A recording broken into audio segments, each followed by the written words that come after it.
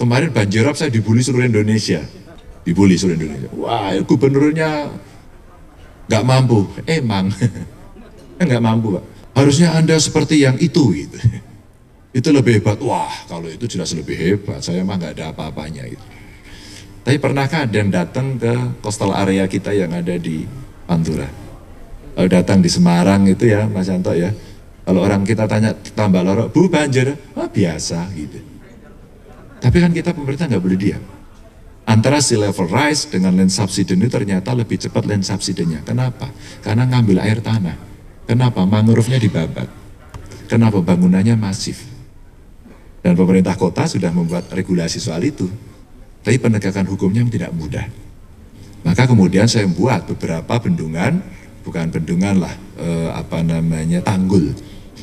Pekalongan, kabupaten dan kota. Lamanya minta ampun. Problemnya apa? Di kami Bapak Ibu, di pemerintah. Karena saat itu bupati sama wali kotanya nggak mau. Jadi airnya pakai KTP. Itu kan airnya kota. Ini kan airnya kabupaten. Nah, cilaka nggak? Mindset. Setelah dua-duanya ganti, saya panggil dua-duanya, selesai, saya telepon Pak Basuki, sekarang dikerjakan. Kurang panjang, sekarang dipanjangkan. Tapi belum selesai. Kota Semarang, Pak Endi bagus banget, karena Semarang ini kan judulnya lagunya Semarang kali ini banjir.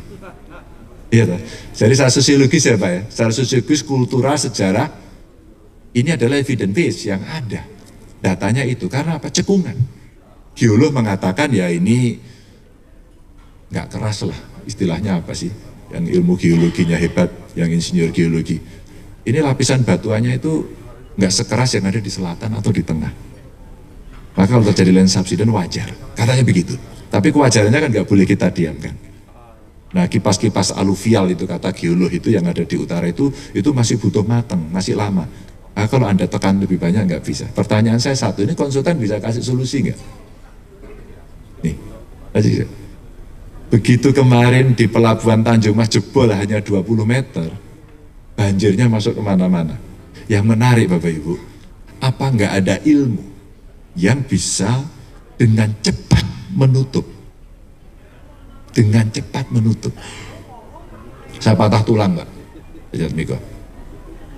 Dulu waktu pramuka diajari bagaimana agar tulangnya nanti tidak bengkok. Ada spalek, spalek ya, spalek terus diperban. Itu penanggulangan darurat. Tapi cepat. Yang menarik kemarin di sana jebol itu kita masih pakai sandbag, dilempar satu-satu ke laut. Terus dibawa lagi, dilansir gitu. Apa begitu? Tiba-tiba seorang anak muda dari Cepu bilang begini, Pak Ganjar taruh aja kontainer Pak. Kontainer 2 atau 3 ditaruh di situ, direndam ke laut, kasih air Pak. Kan berhenti Pak. Ya agak ngawur sih mungkin, tapi praktis. Dalam pikiran saya bukan seorang insinyur, kalau kemudian 20 meter, yang saya bayangkan ada plat yang dikonstruksi sedemikian rupa, terus kemudian ditaruh di tanam slop sementara dulu. Terus sandbag dimasukkan, delivery-nya cepat.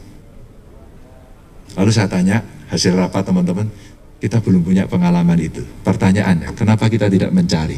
Konsultan menjadi sangat penting.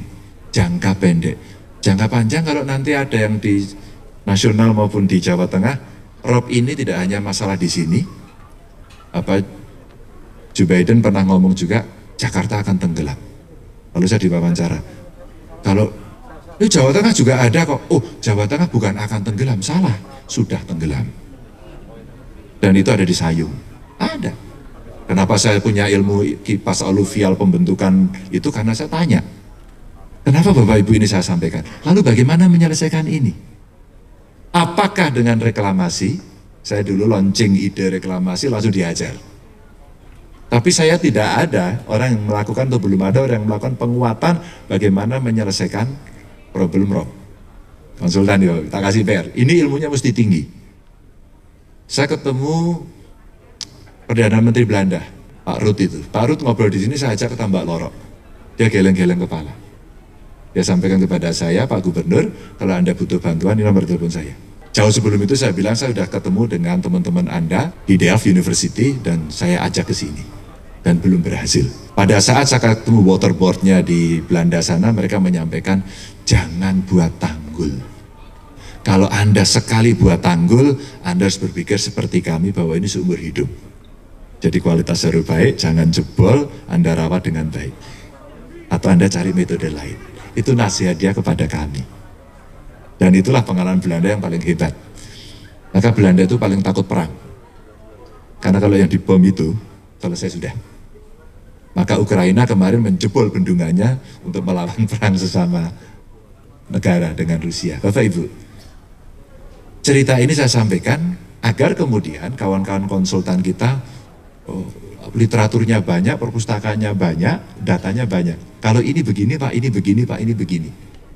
Saya mengajak yang sifatnya lebih praksis ini agar kemudian kawan-kawan bisa membantu. Maka manfaat itu akan lebih besar.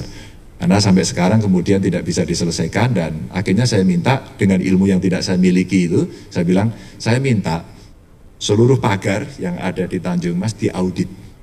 Caranya terserah Anda. Yang rawan-rawan dikasih tanda, bereskan sekarang. Juni-Juli ini akan ada lagi rob tinggi dan BMKG datanya sudah ada. Pertanyaan saya siap apa enggak?